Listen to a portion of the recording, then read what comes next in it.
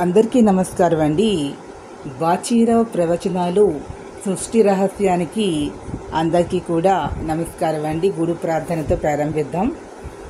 గురుర్ బ్రహ్మ గురుర్ విష్ణు గురుర్దేవో మహేశ్వర గురు సాక్షాత్ పరబ్రహ్మ తస్మై శ్రీ గురవే నమః. సదాశివ సమారంభాం శంకరాచార్య మధ్యమాం అస్మదాచార్య పర్యంతం వందే గురు పరంపరాం. అస్య శ్రీ సూర్యవరప్రసాద శుక్లయజుర్వేదః మూలమంత్రః మూలగురుః యాజ్ఞవల్క్య ఋషిః కౌండిన్యముని కానుముని నమో నమస్తే. శ్రీ కాచాయని మైత్రేయం యాజ్ఞవల్క్య గురుభ్యో నమః. జై శ్రీమన్నారాయణ, జై శ్రీకృష్ణ.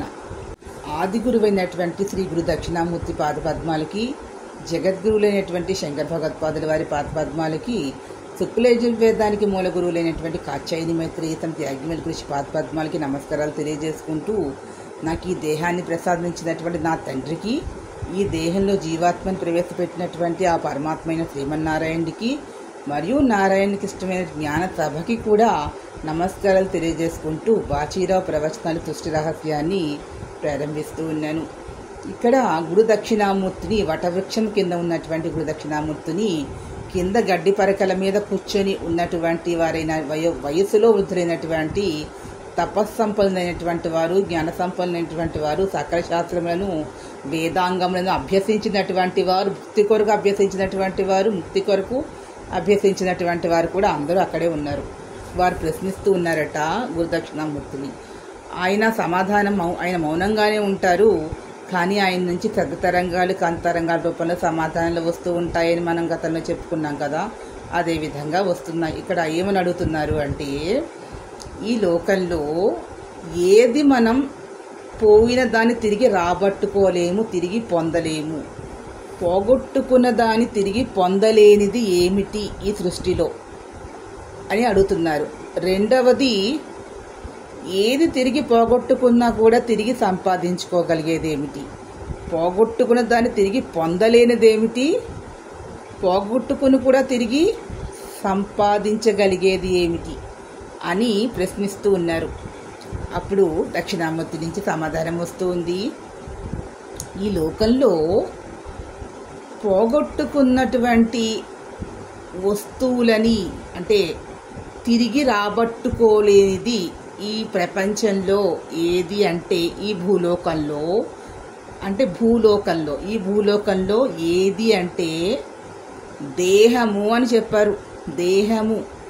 దేహము నశించిపోతుంది. అంటే ఒక్కసారి నశించిపోయిన దేహాన్ని తిరిగి మనం పొందలేము, ఏమి చేసినా కూడా పొందలేము. అంటే పొందలేనిది తిరిగి దేహము. తక్కినవన్నీ కూడా పొందవచ్చు. అంటే ధనము కానీ, జ్ఞానము కానీ, విద్య కానీ, ఇక ఇతరత్ర అన్ని సకల విధములైనటువంటి భోగ వస్తువులని కూడా అతను తన జీవిత కాలంలో కృషి చేసి పొందగలుగుతాడు. ఒకవేళ దైవ కృపతో పొందగలుగుతాడేమో, అతని గ్రహస్థితి అనుకూలించిన కానీ, పూర్వపుణ్యం అనుకూలించిన కానీ పొందగలుగుతాడేమో. కానీ దేహము అన్నది మాత్రము తిరిగి పొందలేడు. అంటే తిరిగి పొందలేని వస్తువు దేహము. అంటే ఏది అనిత్యము, అశాశ్వతము అంటే దేహమే అని చెప్తూ ఉన్నారు. ఇక మళ్ళీ వాళ్ళు అడుగుతూ ఉన్నారు, రెండవ విధమైనటువంటి వస్తువు ఏమిటి అంటే, ప్రథమంగా దేహము, రెండవది ఏమని చెప్తున్నారు అంటే మాట అంటున్నారు. ఒకరు ఒక మాట మాట్లాడారనుకోండి, తర్వాత వారు ఏదో విధంగా ఆ మాటని సవరించుకుంటారు. అంటే సవరించుకునే అవకాశం ఉంటుంది. కానీ గతంలో అతను ఇలా మాట్లాడాడు, ఇప్పుడు ఇలా మాట్లాడుతున్నాడు అని అంటారు కదా లోకంలో.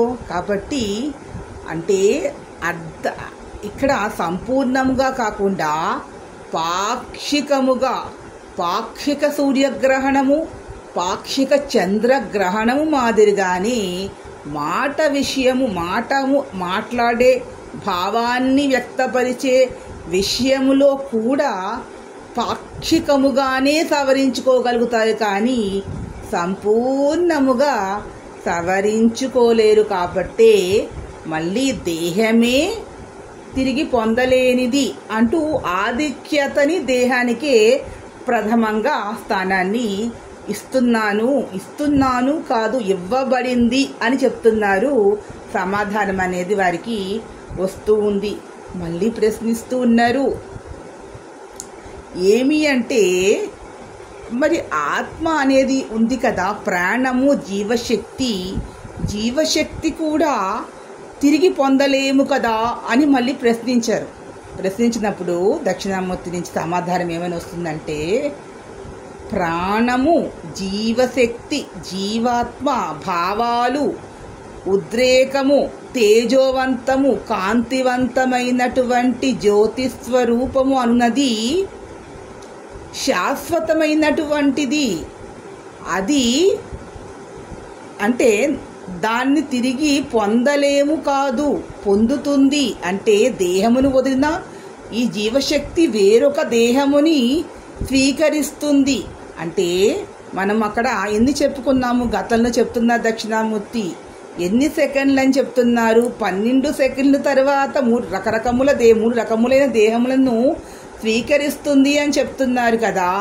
అంటే దేనికి లేదు అంటే పంచభూతాలతో తయారు చేసినటువంటి భౌతికపరమైనటువంటి పదార్థం ఏదైతే ఉందో, దేహం ఉందే, అది మాత్రమే నశిస్తుంది.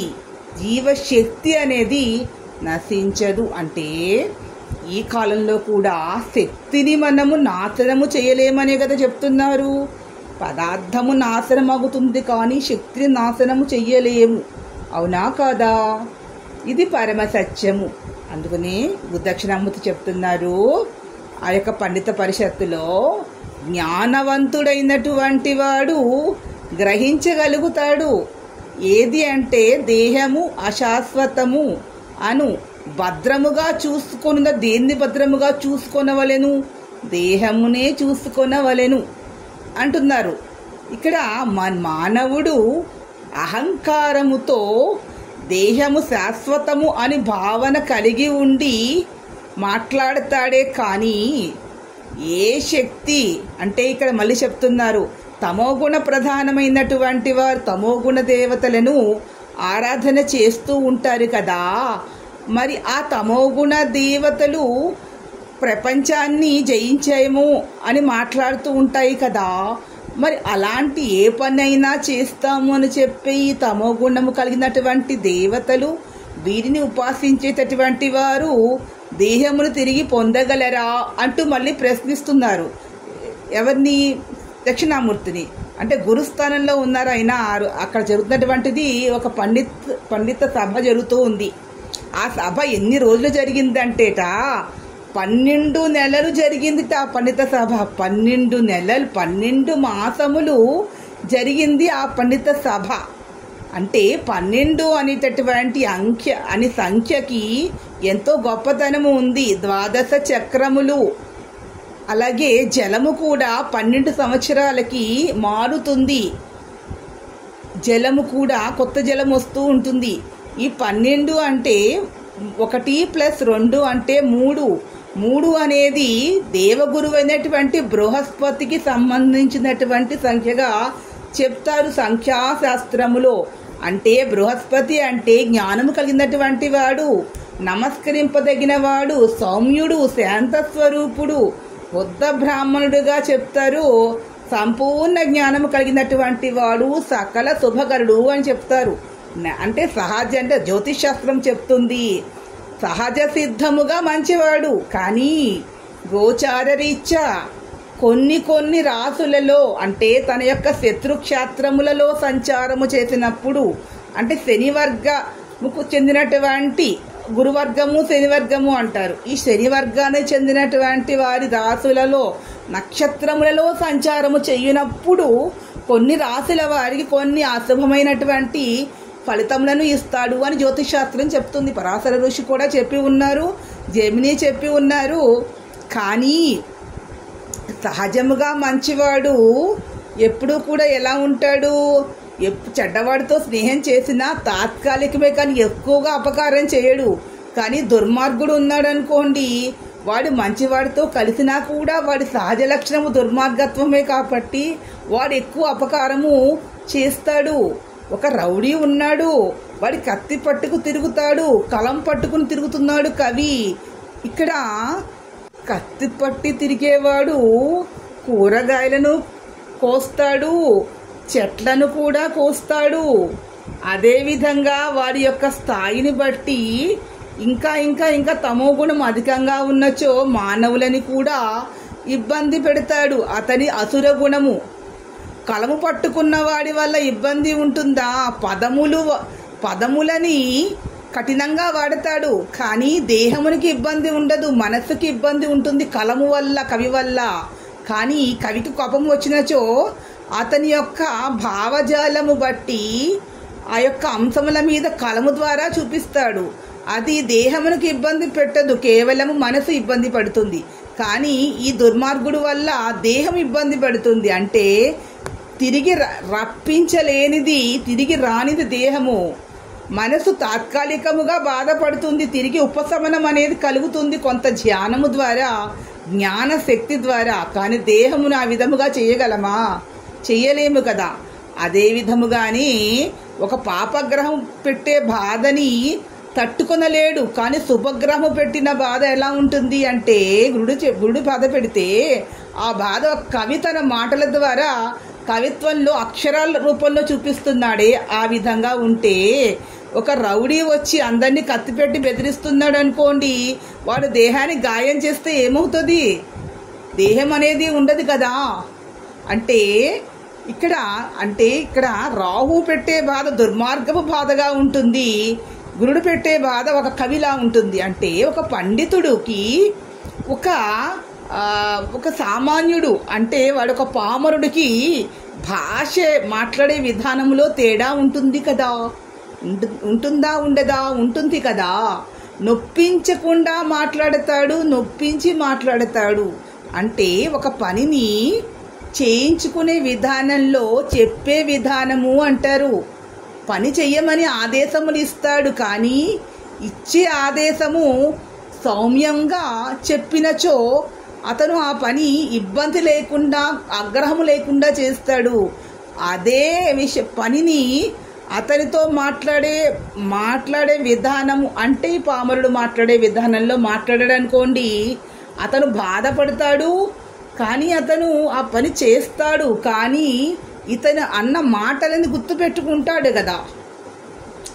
అది చెప్తున్నారు. అంటే మాట అన్నది తాత్కాలికముగా ఏదో ఉపశమనాన్ని కలిగిస్తుందే, కానీ ఒకప్పుడు ఇలా అన్నాడు అని ఉంటుంది. కాబట్టే తిరిగి రాబట్టుకోలేనిది సంపూర్ణ చంద్రగ్రహణము, సూర్యగ్రహం మాదిరిగా తీసుకుంటే దేహమైతే, పాక్షిక సూర్యగ్రహణము చంద్రగ్రహం మాదిరిగా మాట అని చెప్తున్నారు. గురు దక్షిణామూర్తి నుంచి వచ్చినటువంటి ఆ యొక్క శక్తి శబ్ద తరంగాలు, కాంతి తరంగాల రూపంలో సమాధానాన్ని వారు గ్రహించారట. ఆయన శిష్యులుగా ఉన్నటువంటి వయోవృద్ధులైనటువంటి, వయసు ద్వారా వృద్ధులైనటువంటి వారు, జ్ఞానము ద్వారా పరిపక్వత చెంది వృద్ధులైనటువంటి వాడు దక్షిణామూర్తి. కింద కూర్చుని వారు పండితులే, కానీ వయసు ద్వారానే వాళ్ళు వృద్ధులే, కానీ జ్ఞానం ద్వారా కాదు. దక్షిణామూర్తి మాత్రమే జ్ఞానము ద్వారా వృద్ధులైనటువంటి వాడు. వృద్ధుడు అంటే పరిపక్వత చెందినటువంటి వాడు అని అర్థము. వృద్ధ అంటే పరిపక్వత చెందినటువంటి వాడు, సంపూర్ణ జ్ఞానం పొందిన, జీవితాన్ని సంపూర్ణముగా తెలుసుకున్నవాడు అని భావనే. కానీ వార్ధక్యము అన్నది దేహమునికి కానీ ఆత్మకు కాదు కదా. ఆత్మ ఎప్పుడు జ్యోతిస్వరూపానికి వార్ధక్యము అనేది ఉండదు, దేహమునికి మాత్రమే ఉంటుంది. ఒక పదార్థాన్ని తయారు చేసుకుందాం అనుకోండి, ఒక మిఠాయో ఒక వడో ఏదో ఒకటి, ఒక వడ చేసుకున్నారు, ఆ వడ ఒక 24 గంటలు మాత్రమే ఉంటుంది. ఒక మిఠాయి తయారు చేసుకున్నారు, ఒక 15 రోజులు మాత్రమే ఉంటుంది. అవునా కాదా? ఇవన్నీ ఇదేంతో తయారు చేసుకున్నాము? భౌతికమైనటువంటివి పదార్థములే కదా. అవునా కాదా? నిజమవునా కాదా? ఇక్కడ ఉదాహరణగా తీసుకున్నట్లయితే ఒక వృక్షము ఉంది. ఆ వృక్షము అనేక విధములైనటువంటి ఫలాలను ఇస్తూ ఉంది, కాయని ఫలాలని. కాయ మరియు పండు అన్నవి ఎన్ని రోజులు ఉంటాయి? వారము 10 రోజులు ఉంటాయి. వృక్షం ఎంతకాలం ఉంటుంది? ఒక 150 సంవత్సరాలు, 200, 300 సంవత్సరాలు కూడా ఉండవచ్చును కదా. అదే విధముగా ఇక్కడ మనం చెప్పినట్లయితే దేహము అనున్నది ఈ లడ్డు లాంటిది, పండులాగా కాయ లాంటిది. ఈ యొక్క జీవాత్మ అనేది ఉంది, జీవశక్తి, అది ఏ విధమైనటువంటిది? ఆ వృక్షం మాదిరి. అంటే జీవాత్మ చాలా చాలా చాలా దేహములను స్వీకరించిన తర్వాత ఈ జీవాత్మ అనేది ఆ పరమాత్మలో మమేకమవుతుంది, పరమాత్మలో కలుస్తుంది. కలిసినప్పుడు ఏమవుతుంది? ఇంకా జన్మ అనేది ఉండదు. అంటే ఇద్దరు కూడా జీవాత్మ పరమాత్మ ఒకటిగా అవుతారు. ఇలా ఒకటిగా అవ్వాలి అంటే పరమాత్మ పరబ్రహ్మం యొక్క తత్వాన్ని తెలుసుకోవాలి అంటే ఆ స్థితికి జీవాత్మ రావాలి అంటే కొన్ని వేల జన్మలు ఎత్తాలి, ఎంతో సాధన చెయ్యాలి, నవచక్రాలని ఉత్తేజితము చెయ్యాలి. ఈ దేహము ఉండగానే అలా చేయగలుగుతారా? ఒక చక్రముని కూడా సాధన చెయ్యలేరు. ఒక జన్మ కాదు, కొన్ని వందల జన్మలు ఎత్తాలి ఒక శక్తిని తీసుకురావాలి అంటే. కాబట్టి ఏది కూడా సులభముగా లభించదు. వీరు మాట్లాడుతున్నటువంటి లోకంలో మాట్లాడుతున్నటువంటి మాటలను ఇక్కడ స్వప్నములో చూస్తున్నాయే కానీ వారికి వచ్చేవన్నీ కూడా గత జన్మకు సంబంధించినవి స్వప్న రూపంలో వస్తున్నాయే కానీ ఈ దేహముతో ఈ ఒక జన్మతోనే ఎంతటి గురువుని ఆశ్రయించినా కూడా సాక్షాత్తు ఆ పరమాత్మే గురువుగా వచ్చినా కూడా వారు సంపూర్ణ జ్ఞానాన్ని ఒక్క జన్మలోనే ఆ దేహంలోనే ఉండగానే ఆ జన్మలోనే ఆ జీవాత్మ సిద్ధి పొందడం అనేది అసంభవము అని చెప్తున్నారు.